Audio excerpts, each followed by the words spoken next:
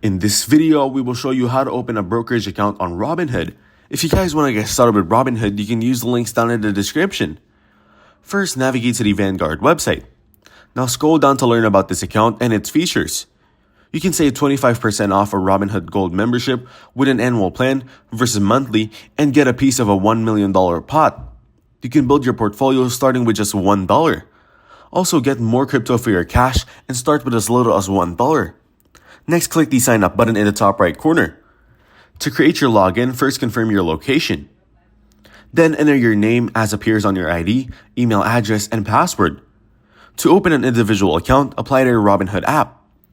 In the coming days, you'll receive an email either confirming your application's been approved or asking for a bit more information.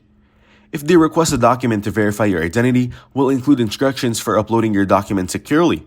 It may take 5 to 7 days to review the materials and open your account. While applying, you can queue a deposit before your account is approved. If your application is rejected, the queue deposit will be canceled within 3 business days. So that's how to open a brokerage account on Robinhood.